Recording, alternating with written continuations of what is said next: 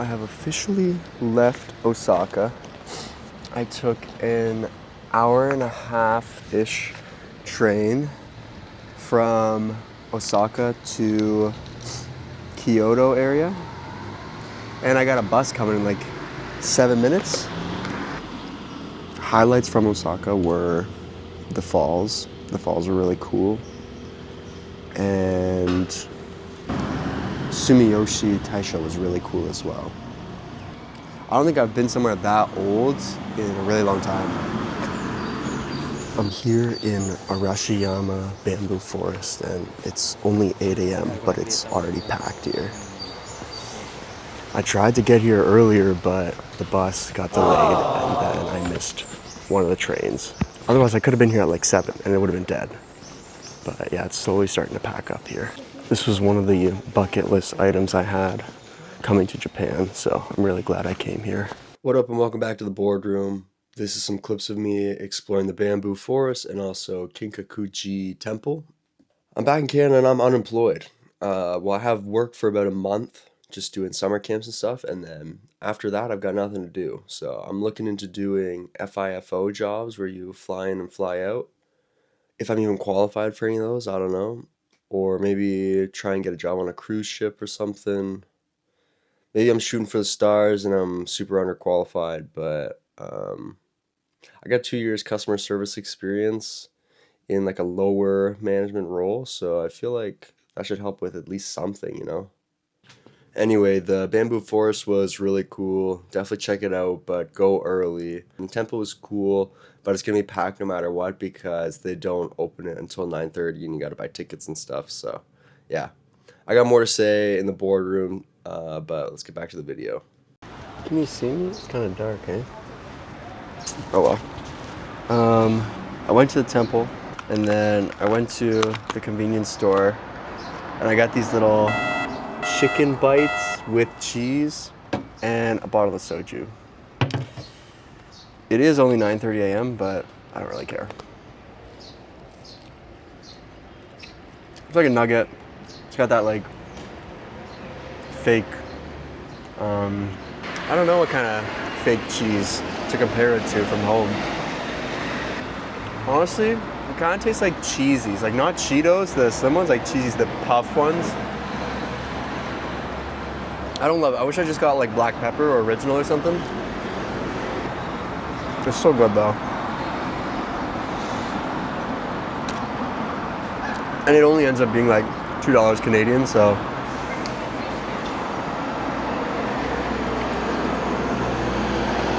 I think you should try a different one. It was all very inexpensive. I spoke English. Oh. It's because the city bus just dropped off a whole bunch of whites. This temple must be like a major attraction. I didn't realize it would be that busy. Right at open. It was packed.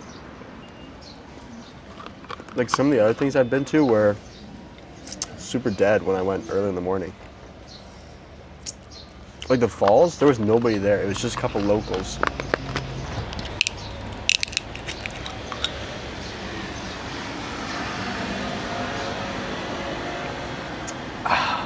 Also, you can drink pretty much anywhere in Japan. On the street, in a parking lot, in a ditch, they don't give a shit. I smoked a cigarette and I'm a little bit drunk off soju. And it's not even 10 a.m. Konnichiwa guan, fam. Maybe I haven't been eating enough considering how much I've been walking each day. But that soju has me fucking hammered. Like walking straight is a difficult task right now. But I have until 5 p.m. until I can check in to my first Kyoto stay. So I'm just gonna walk around, maybe look up some other temples I can go to and visit, take some pictures and whatnot, get some little snacks along the way, maybe find some sushi, we'll see. Honestly, like before I came here, I thought I would find sushi on every single corner, and maybe I'm just an idiot and I'm not reading the menus correctly. But it seems like it's not that easy to find. If you are ever in Asia, you must try these like waffle ice cream bars. I literally eat like 2 a day. fantastic.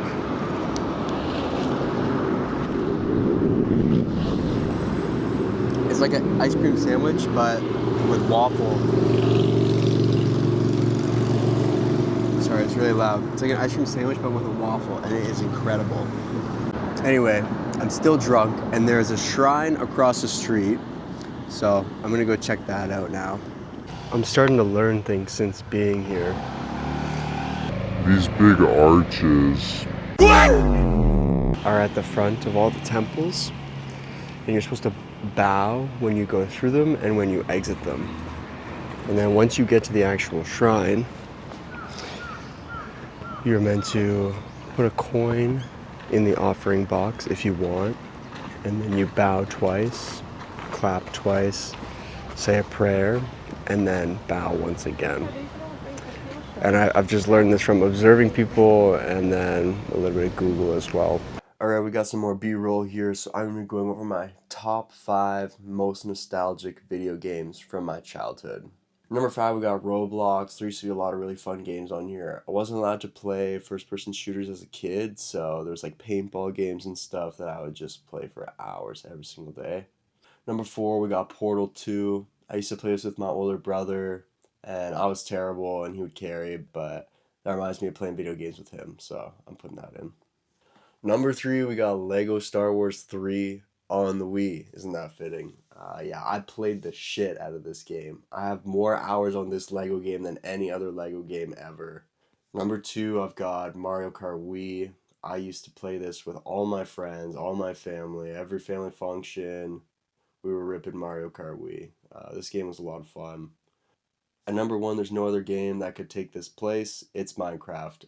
I've played more hours of Minecraft than any other game in my life, well over 1,000 hours. I still play it sometimes, even in my adult years now. So I definitely think that Minecraft deserves the top spot on this list. Maybe it's just the area of Kyoto I'm in, but it feels like there's a lot more white people here than when I was walking down random streets in Osaka. Not that that's a problem, it's just something that I've noticed. My phone died, so I've just been explore maxing. Check out what I found. I don't even know if you can see it. Another shrine.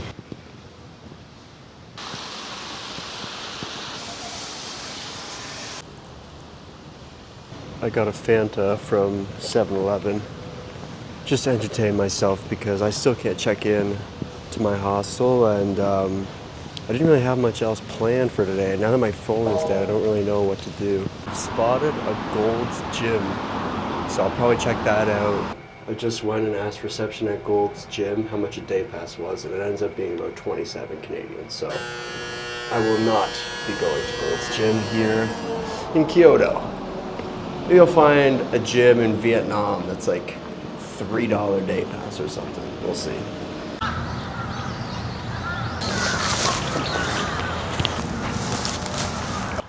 I think I'm in Kyoto National Park? Kyoto National Garden? Something like that. I'm graduated. I'm leaving. I'm going to England for my PhD in the fall. Maybe I should talk about that. Originally, I just wanted to do my master's here in Canada. Or not here, I'm in Japan, back in Canada. I wanted to do my master's and then do my PhD there. But there was no room in any of the labs of the professors who are studying where I want to study, which is muscle protein synthesis. So I started looking abroad, and I came across a professor in England who is really well known, and I just shot him a cold email in December, and I told him that I wanted to work under him for my master's. And so we set up a meeting, but he said, don't worry about doing a master's, just go straight to a PhD. That's kind of like the common thing to do in England. A lot of people just skip their master's and go straight to a PhD. I thought, great. So in theory, I should have my PhD by age 25, as opposed to in Canada, I have it around age 29, 28 at the earliest probably. The catch is that I have to pay international student fees. They can't fund me, which is really unfortunate because my tuition per year in Canadian is $62,000. So $186,000 in tuition that I'll have to pay, plus around $20,000 living expenses each year. And the bank does not want to give me a $240,000 loan unless I am like a physician doctor. They don't give a shit if you're a PhD doctor. Even though I'll be working in a hospital with hospital patients, that's not enough for them as of right now. So I'm fucked, basically. And if I can't get the funding sorted, I can't get the visa, and I can't move to England. And obviously, if I don't pay the tuition, then I won't be able to do the program. I still feel really lucky, though. If you saw my CV, you might throw it in the garbage. My grades are above average, but nowhere near what some of the other applicants are. I think the professor just really liked me. Decided to give me a chance. I don't really know how much time I have until my PhD starts because the UK government sold my professor's lab, and he's probably going to move to China and accept a job there. So I might be moving to China. If they'll accept me, but it's like a top 40 school in the world, and I do not have the grades that reflects a top 40 school applicant, if that makes sense. Since he's probably moving there, I don't know what I'm going to be doing for the foreseeable future. I'm going to try and get a job.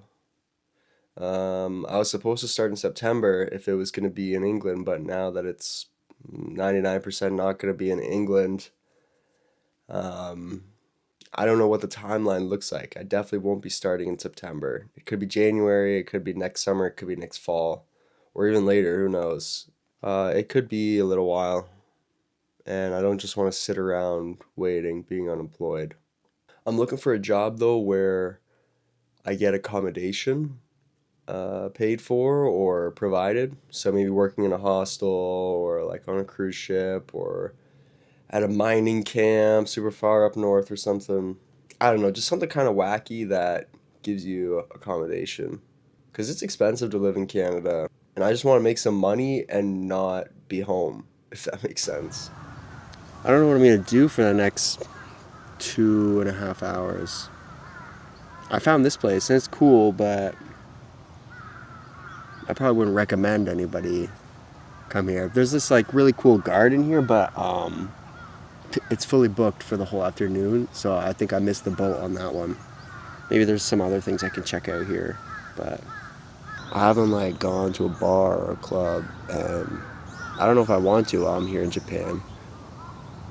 One, because it's expensive, but two, I don't know, it doesn't really appeal to me while I'm alone, but maybe when I meet up with James and Neo in Vietnam, I'll want to party. Like when we do the Hajang loop together, I'll definitely be slinging some happy water and beers and whatnot. So in the actual cabin room, I'm going to be very quiet, but I wanted to show you.